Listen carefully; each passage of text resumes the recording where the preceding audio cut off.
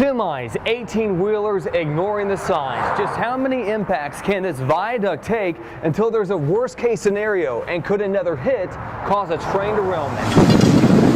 A trail of torn-off sheet metal and cargo leads to another wrong turn. Trailers buckled, roofs peeled off.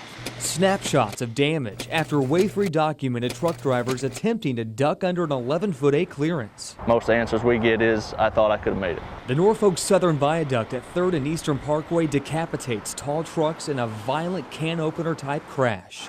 It shouldn't be a surprise. An electronic sign on Eastern Parkway warns oncoming traffic. So why would any driver put a career on the line? Our cameras hitched a ride with driver Brian Blair. A sign on Eastern Parkway illuminates from a sensor. Over height, turn right. But it does not say the clearance of the bridge. Until trucks arrive to the turn lane, it's too late. If I wouldn't have known this area, I'd have probably made that turn. And then I'd have been stuck. Cracks and chunks are knocked out of the bridge's concrete foundation. Those are telltale signs that something had impacted it. Norfolk Southern Bridge Supervisor Ian Crispin is often the one notified when an accident happens. Just how many impacts can this bridge take from semis until something happens, something wrong?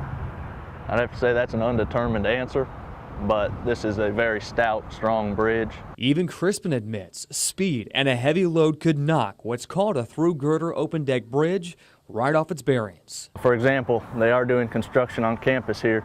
If one of the companies was to bring a large dozer or something that just is a solid piece of equipment, there is a good chance that it may disrupt the bearings. It doesn't take a civil engineer to notice the damage after the crash. There are pieces of the bridge that are bent. But we asked one if there's cause for concern.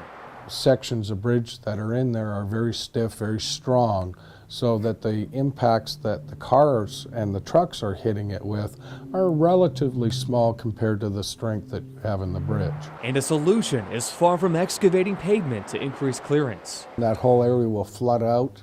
Digging it down will exacerbate that particular problem. Instead, McGinley suggests since unwitting drivers are ignoring warning signs, tractor trailers shouldn't be allowed in the area. This is not a major thoroughfare, and we have to simply take those kind of vehicles off that road. Until then, a viaduct will continue to whittle two tall trucks down to 11'8". It is very tricky to come down in the city here, especially around this college. Scott Atkins, Way3 News.